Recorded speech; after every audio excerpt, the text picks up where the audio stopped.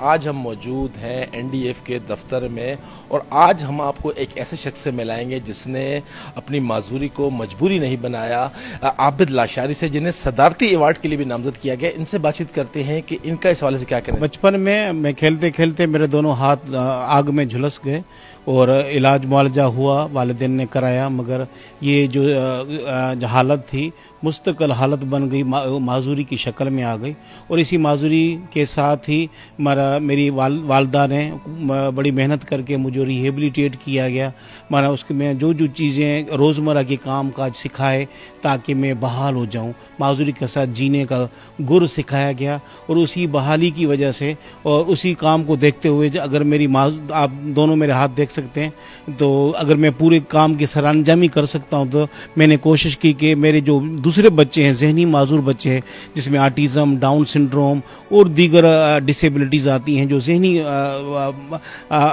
माजूरी की हामिल बच्चे होते हैं, तो वो कोई काम कर नहीं सकते ना। हम उनकी रिहेबिलिटेशन का एक बेड़ा उठाया, जिसमें सिंध हुकूमत ने हमसे तावन किया। रिहेबिलिटेशन सेंटर बनाया सिंध में 2018 में नवाबशाह में, और उसी की कामयाबी की वजह से फिर हम लाड़काना में बनाया, हैदराबाद में बनाया, उसके साथ साथ गुलिस्तान जोहर और गुलशन हदीद में।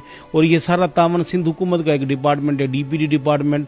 सिंध हुकूमत की मावनत से हम इन बच्चों के 500 से ज़्यादा बच्चे हैं जिनको रिहेबिलिटेशन कर रहे हैं। ऐसे बच्चे जो आप समझते हो ना, जो नेक होल्डिंग नहीं कर सकते, उनको नेक होल्डिंग कराना सिखाया जाता है फिजियोथेरेपी के ज़रिए।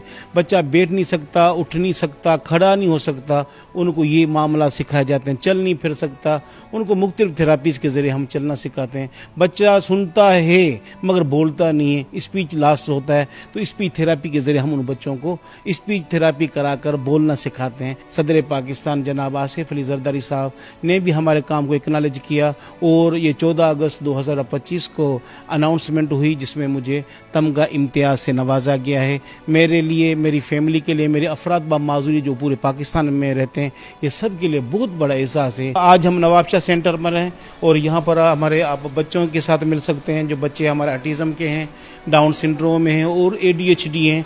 इन बच्चों को इनका दिमाग छोटा होता है, इतना काम नहीं कर पाते जो इनको कोई ऐसी समझ हो, मगर उसके साथ साथ भी फिर भी हम इन बच्चों को मुख्तलिफ थेरापीज के ज़रिए और सोशल प्रोटेक्शन देते हैं ताकि ये बच्चे अपने जोग्य हो जाएं फ्यूचर में ना। यहाँ ये 15 से 20 बच्चा हमारे पास रहता है, मगर 80% बच्चा डेली आता है और उनको 1 से सवा घंटे की, हम 1 घंटा या सवा घंटा, 1.5 घंटा उनकी थेरापी होती है। अपनी थेरापी करा के बच्चे वापस चला जाते हैं।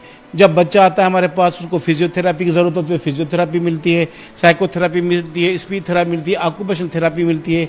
हमारे हिसाब से जो भी ज़रूरत होती है हम इन बच्चों को वो रुझानात देते हैं, वो मौके देते हैं ताकि बच्चा बहाल हो सके और ख़ुद मुख्तियार हो सके। Sindhi association of north America बहुत बड़ा इदारा है, जहाँ सिंध के लोग जो आबाद हैं उर्दू में बात करते हैं या सिंधी में बोलते हैं, मगर सिंध के डोमिसाइल से हैं, अमेरिका में रहते हैं या कनाडा में रहते हैं। पूरी दुनिया की जो सिंधी आबादी है वहाँ पे नॉर्थ अमेरिका की, वो सारी इकट्ठी होती है, उनका सालाना कन्वेंशन होता है। उन्होंने मुझे दावत दी है, मैं मशकूर हूँ। मकबूल हालेपोटा साहब उसके सदर हैं, असद शेख साहब जनरल सेक्रेटरी साना के, उन्होंने मुझे दावत दी कि आप आएँ, सिंध में जो खिदमत दे रहे हैं उन पर रोशनी डालें, और जो आपको सदारती अवार्ड मिला है तो उसके हवाले से एक छोटा सा सेशन रखेंगे और मुझे वहाँ भी वो अपने जो साना का अवार्ड है वो दिया जाएगा, सर्टिफिकेट दी जाएगी। मैं ये कह रहा हूँ कि माजूर अफराद, जो भी हमारे अफराद बा माजूरी, पर्सन विद डिसेबिलिटीज़, मायूस ना हों, मेहनत करें। मेहनत रंग लाती है और अल्लाह ताला किसी की मेहनत ज़ाया नहीं करता।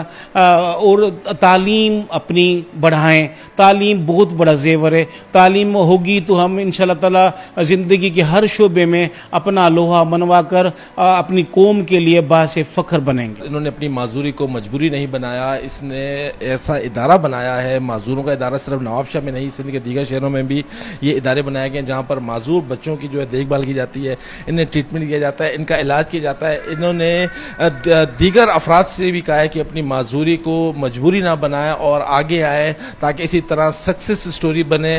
इसी तरह उन्हें भी सदारती अवार्ड के लिए नामजद किया जाए। इसी तरह इन्हें अमेरिका में जो है इनकी खिदमत के लिए अवार्ड से नवाजा जाए।